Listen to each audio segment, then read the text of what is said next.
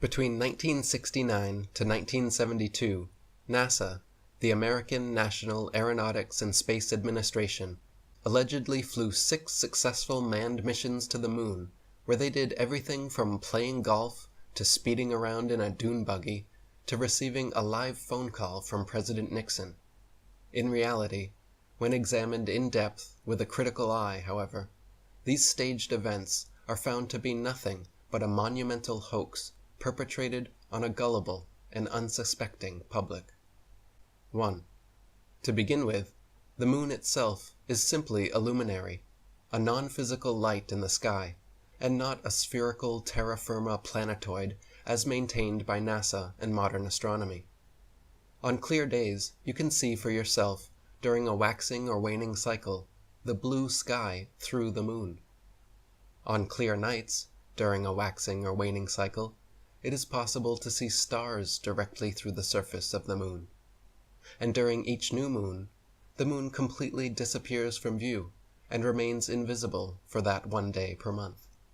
Even members of the Royal Astronomical Society have time and again recorded their confusion at being able to see stars directly through the moon. For example, Sir James South of the Royal Observatory in Kensington wrote that, quote, "On my first looking into the telescope, a star of about the 7th magnitude was some minutes of a degree distant from the moon's dark limb.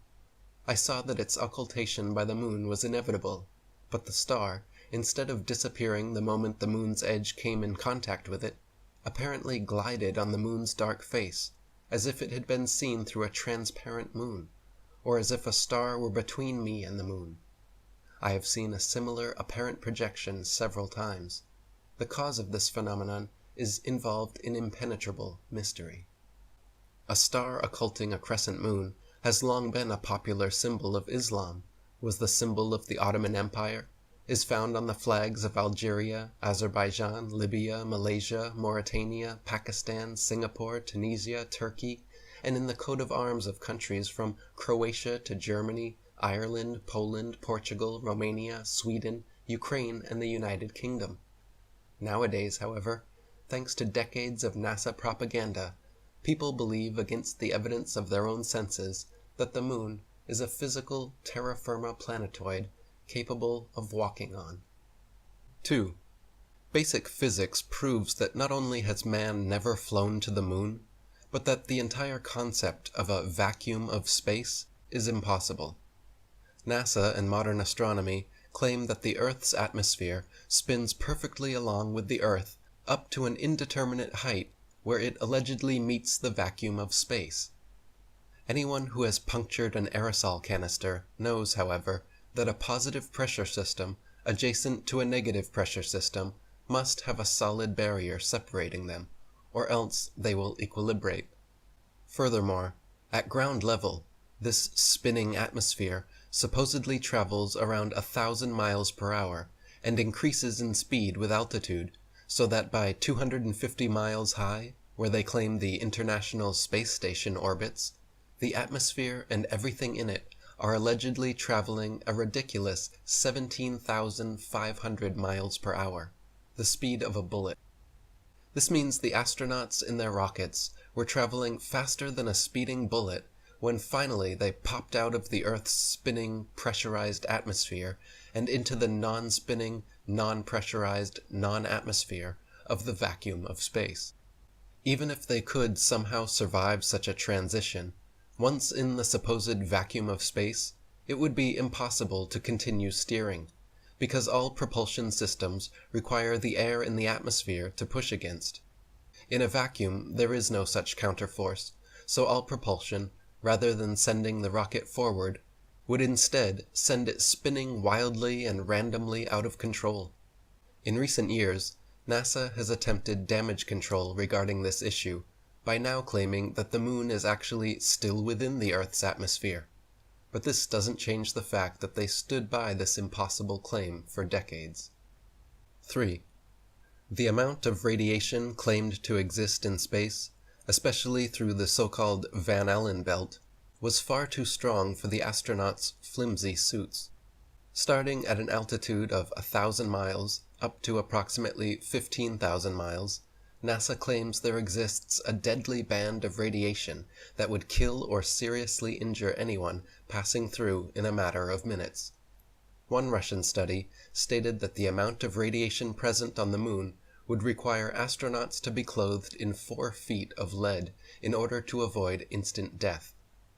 John Malden, a NASA physicist, said they would need at least 2 meters of thick shielding around them at all times, yet we see them on film bouncing around the moon in their 2-inch thin suits. Even James Van Allen himself continued to state until his death in 2006 that there was no way humans could survive the 90-minute journey through and another 90-minute journey back through the radiation belt without being completely encased in thick lead shielding. 4. Temperatures on the moon supposedly range from 279 degrees below zero during the nighttime, which is far colder than even Antarctica's coldest winter, and up to 243 degrees above zero at lunar midday, which is hotter than boiling water. NASA claims their special suits were fitted with both heating and cooling systems, but nothing which could come close to withstanding these incredible temperatures. The suits were also supposedly pressurized to keep the vacuum non-pressure of space from bursting their blood vessels, but they clearly have deep creases and wrinkles all over. Astronauts in true pressurized suits would look like the Michelin Man, bubbling out and very inflexible. Also, it is impossible for the Kodak film in their cameras to have survived these extreme temperatures without melting or freezing. 5. In images from Apollo 11, Buzz Aldrin can be seen wearing different color gloves and different length boots in pictures that were supposedly taken within minutes of each other. For example, in photo AS11-40-5873, Aldrin is wearing high boots and dark gray gloves. But just 2 pictures later, in AS11-40-5875, he has changed into smaller boots and white gloves. If Buzz was really in the vacuum of space in a pressurized spacesuit, he certainly would not have had time or reason to depressurize and repressurize his suit just to make these fashion adjustments. 6. None of the Apollo missions brought any extra studio lighting with them on the lunar lander, so the sun should be the only light source on the moon, and in all pictures taken there. In this case, the light should only come from one direction, and all shadows should be cast in the opposite direction. However, in dozens of official NASA photos, there are shadows being cast in up to 3 directions simultaneously, often at up to 90-degree angles, which can only be the result of multiple light sources not present on the moon. For example, in Apollo 14 photo AS14689486, the shadow of the lunar lander in the background is being cast at a drastically different angle from the rocks in the foreground. 7. Many pictures purportedly showing the sun, as viewed from the moon, are clearly just studio spotlights and not the sun. Apollo 12 photo AS12466765, for example, after computer enhancements, reveals a large light bulb in the center of the sun. After being thoroughly dissected by many researchers, NASA actually removed the high-resolution version of this image from their Apollo gallery. Apollo 11 photo AS11405935 also shows a conical spotlight effect extending from a light just out of frame that is clearly not the sun. 8. Several Apollo images show a defined separation line where the ground meets with what can only be a studio backdrop. If they were actually filming on the moon, the ground would seamlessly meet the background, leaving no such dividing line. Furthermore, when analyzed side by side, dozens of images reveal that NASA reused the same backdrops time and again on what are alleged to be completely different areas of the moon. The contours of hills, mountains, and valleys align perfectly when superimposed upon one another.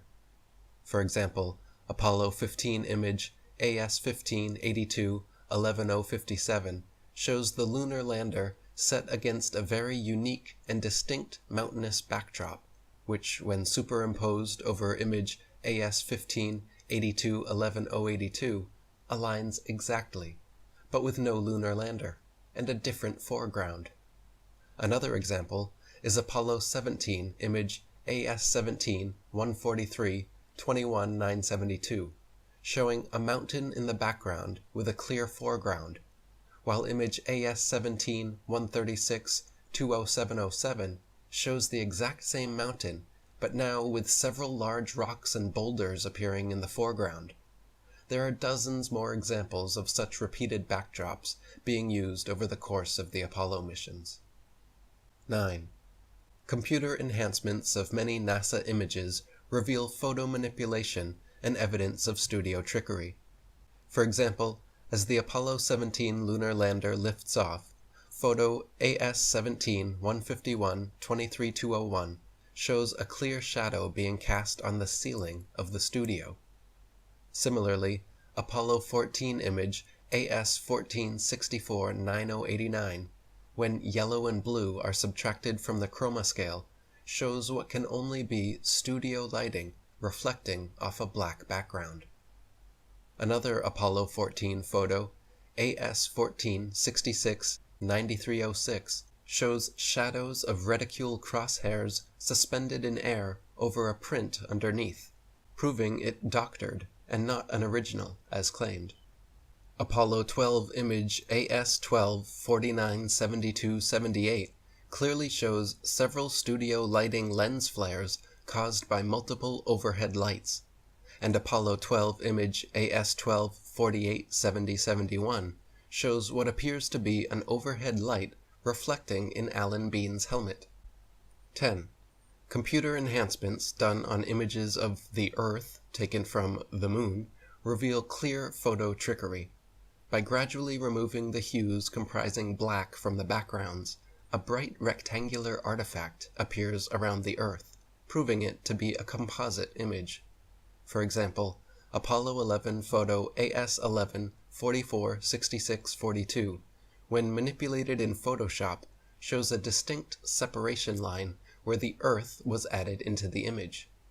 Another example is Apollo 17 image AS-17-134-20-471, which, when enhanced and edited, shows an unmistakable rectangular artifact around the Earth, proving it to be another doctored composite photograph. 11. In the original Apollo 16 photo AS-16-107-174-46, there is a rock with a letter C clearly engraved into it, as well as another C drawn into the dirt next to it. This is characteristic of fake stage rocks on a stage setup, where the set designer demarcates prop positions, and of course not something that would ever be found on the Moon. After being exposed for this, NASA doctored the two C's out of their official version of the photo, but copies of the original photo are still available online. 12. In several bits of video footage from the Apollo missions, there is evidence of the astronauts using wires to achieve a more weightless appearance. During Apollo 14, there are many occasions where light reflects off the wires attached to their backpacks, making them momentarily become visible. During the Apollo 17 flag planting, just as the two astronauts go to shake hands, light pings off the wires from the top of their backpacks all the way to the top of the screen. And during the Apollo 16 mission, when one of the astronauts falls over, he is quickly jerked back up in an impossibly unnatural manner that could only be the result of being lifted by wires. 13. One of the more obvious video anomalies is how several Apollo missions show American flags flapping around in the non-existent space wind. The Moon is supposed to have no atmosphere, and so the flags should have remained perfectly still, but can often be seen moving quite boisterously. NASA claims the astronauts brushing up against them could have caused this, but that is clearly not the case, as the flags stay waving for long periods of time with no astronauts touching or even near them. 14. Another interesting video anomaly is discovered by playing NASA's Apollo footage at double speed. then watching the astronauts walking, running, jumping, or cruising around in their little dune buggy. Without the speed adjustment, there is a quote-unquote low-gravity illusion, as the astronauts seem to float, drift, and glide slowly and smoothly along. But once they are seen at 2 times speed, it becomes clear that they are in quote-unquote normal gravity, walking, running, jumping, and cruising at normal speeds. NASA simply reduced the play speed by 50% in post-production to achieve the desired effect. 15. Another glaring mistake is that none of NASA's images or videos show stars in the background as they should.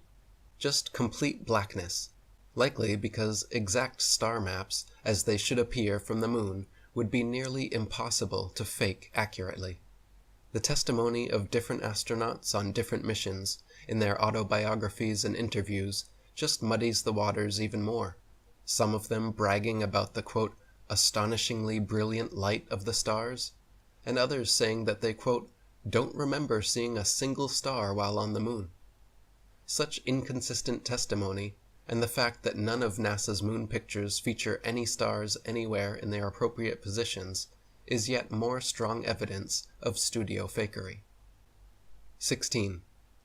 Any sovereign-minded, critically thinking adult that honestly examines NASA image AS11 405922 of the Apollo 11 lunar lander supposedly on the moon will see a pathetic 1969 attempt at creating high-tech looking equipment using flimsy construction paper, gold foil, Scotch tape, and metal shower rods.